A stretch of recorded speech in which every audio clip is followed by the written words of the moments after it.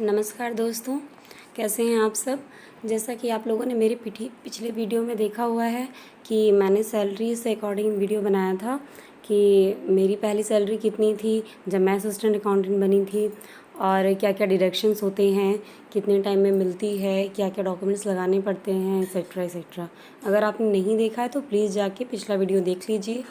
और अभी आज का वीडियो मैंने बनाया है कि जब आप लोग सहायक लेखाकार बन जाएंगे 2022 में, तो 22 में ना मान के चलिए तो 23 में बनेंगे, क्योंकि वैकेंसी आएगी। अभी अधियाचन भेजा जा चुका है जहाँ तक मेरी जानकारी में है, बट अब UP SSSC उस पर क्या कर रहा है ये तो वही जाने।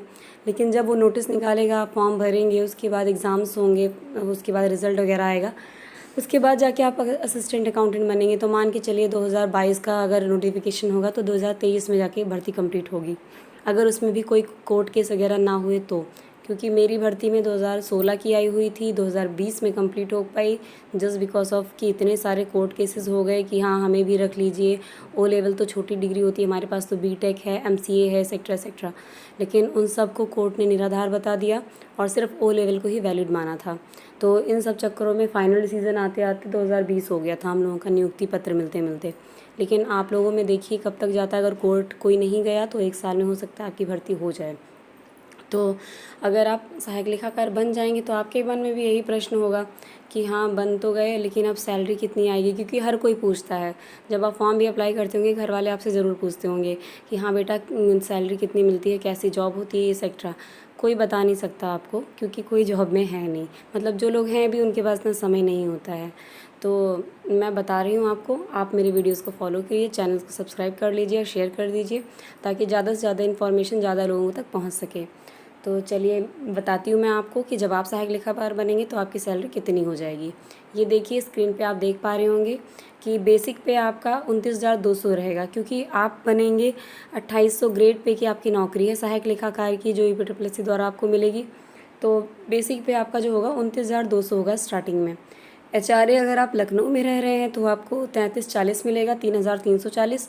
अगर दूसरी सिटी में है तो थोड़ा कम भी हो सकता है, जैसे छोटी सिटीज़ का है तो 1600-1700 भी होता है। ऐसे ऐसे मतलब इसका भी एक चार्ट है, पूरा क्राइटेरिया है, उसी के अकॉर्डिंग तय होता है।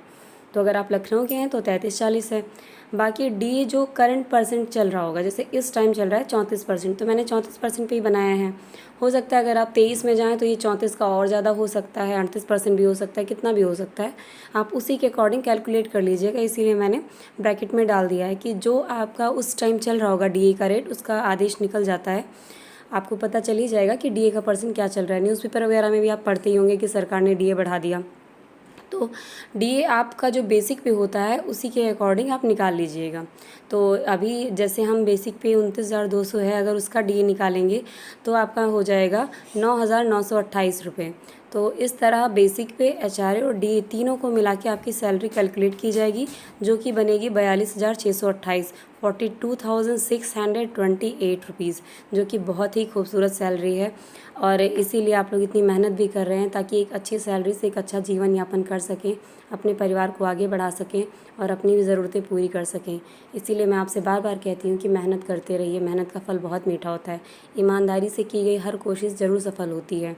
इसीलिए चलिए, अब अगर आपकी सैलरी 42,628 आई तो आपके मन में होगा ना कि कटता भी तो है भाई, सरकारी कर्मचारी हैं तो डिडक्शंस भी तो सरकार करती है। तो डिडक्शंस कुछ खास नहीं है, देख लीजिए। डिडक्शन 100 रुपये GIS तो आपका कटना ही है, जो आपको पेंशन टाइम में ये सब कैलकुलेट होके मिलता है, ग्रेच्युटी, इंश्योरेंस वगैरह, तो 100 रुपये पर मंथ जाएगा ही जाएगा। प्लस आपका कटेगा NPS क्या होता है? NPS आपका होता है नेशनल पेंशन सिस्टम। देखिए ये होता है कि आपका जो है पहले चलती थी पुरानी पेंशन व्यवस्था, जिसके लिए आजकल भी बहुत बवाल चल रहा है कि उसको फिर से जारी किया जाए, लेकिन सरकार कर रही है, नहीं कर पा रही है, क्योंकि नई पेंशन व्यवस्था के थ्रू ये है, ये न्यू पेंशन सिस्टम है, सॉरी मैं उधर भूल गई थी। ये न्यू पेंशन सिस्टम जो है आपका, इसमें क्या है कि आपके जो ये 10% आपका बेसिक पे प्लस DA मिला के काट लेते हैं, और ये आपका अगर आप निकालना चाहो तो आप जल्दी निकाल भी नहीं सकते हो, और बहुत इसमें काफ़ी चीज़ें हैं, मतलब बेकार है ये पेंशन सिस्टम, लेकिन कटवाना ज़रूरी है। कटता है सभी सरकारी कर्मचारियों का, जो भी 2005 के बाद भर्ती हुए हैं सबका कट रहा है, तो ये तो कंपलसरी है, आप ना भी चाहें तब भी कटेगा। तो ये आपकी कट जाती है अगर आप बेसिक पे प्लस आप डी कैलकुलेट करेंगे, उसका जो आता है 3,900 39,128, तो उसका आपका 10% कटता है, दैट इज़ 3,912 रुपीज़। तो ये आप उसमें से डिडक्ट कर दीजिए, बेसिक पे प्लस डी जो आपका कुल मिला के हुआ था उसमें से आप इतना माइनस कर दीजिए, उस और 100 रुपये GIS माइनस कर दीजिए, तो आपका टोटल बनेगा 38,716 रुपये। मतलब जो आपके बैंक अकाउंट में पैसे आएंगे 1 तारीख को वो 38,716 रुपये आएंगे। और सैलरी तो आपकी 42,628 बन रही है, लेकिन मिलेगा आपको कैश इन हैंड बैंक में जो जाएगा वो आ जाएगा आपका 38,716 रुपये। लेकिन ये भी कुछ कम नहीं है, आप 40 के लमसम तो आ ही गए, और इतनी अच्छी नौकरी है कि इतना अच्छा आपको सैलरी दी जा रही है, तो आप इसके लिए मेहनत करते रहिए। और भर्ती आए तो चूकिएगा मत, बार बार UP SSC की वेबसाइट पे चेक करा करिए, और जब नोटिफिकेशन आएगा तो मैं भी अपडेट कर। बाकी सैलरी से रिलेटेड बाकी मैंने अपनी पुरानी वीडियो में अपनी सैलरी स्लिप भी आप लोगों को दिखाई थी, तो और बाकी जो भी उसमें होता है सब कुछ मैंने अच्छे से उसमें एक्सप्लेन किया हुआ है। अगर आप जानना चाहते हैं तो आप पुरानी वीडियो में जाके देख सकते हैं मेरी, कि ये सैलरी स्लिप कैसी होती है और बाकी चीज़ें जो जो उसमें हुआ था। तो उस टाइम हम लोगों को तो कम सैलरी मिल रही थी, लेकिन आप लोगों को ज़्यादा मिल रही है क्योंकि DA बढ़ गया है। तो आप फिर मेहनत करते रहिए और मेरे चैनल पे बने रहिए। तब तक के लिए धन्यवाद।